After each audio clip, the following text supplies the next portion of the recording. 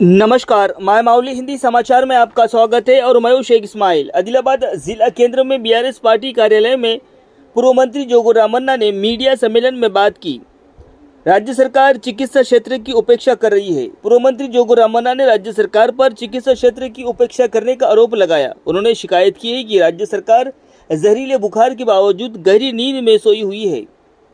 शुक्रवार को आदिलाबाद में बीआरएस पार्टी कार्यालय में मीडिया से बात की। उन्होंने मांग की है कि जिले को स्वास्थ्य आपातकाल घोषित किया जाए। इस मौके पर याद दिलाया गया है कि पिछली बीआरएस सरकार के दौरान चिकित्सा क्षेत्र पर काफी ध्यान दिया गया था। నిర్లక్ష్యానికి గురైనటువంటి జిల్లా, అందుకే ఆదిలాబాద్ జిల్లాను హెల్త్ ఎమర్జెన్సీగా ప్రకటించాలని చెప్పి ప్రభుత్వాన్ని డిమాండ్ చేస్తాము. నిజంగా ఈ ప్రభుత్వం మొద్దు నిద్ర పోతాం, దున్నపోతు మీద వానబడ్డట్టుంది.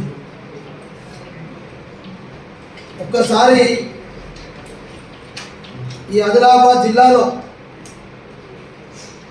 2014లో టీఆర్ఎస్ పార్టీ ప్రభుత్వం వచ్చిన తర్వాత ఇటువంటి విష జ్వరాలు, డెంగీ, మలేరియా లాంటి జ్వరాలు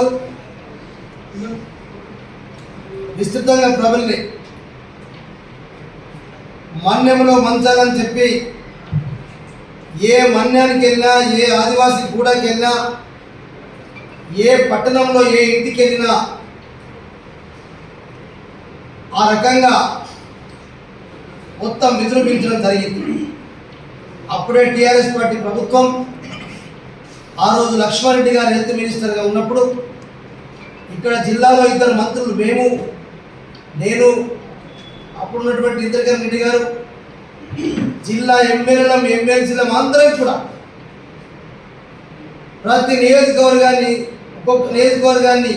ఒక్కొక్క మండలాన్ని ఇన్ఛార్జ్గా తీసుకొని ఇంటింటికి తిరిగి డెంగీతో, మలేరియాతో, విష జ్వరాలతో బాధపడుతున్నటువంటి ఇంటింటికి టచ్ అయ్యాం.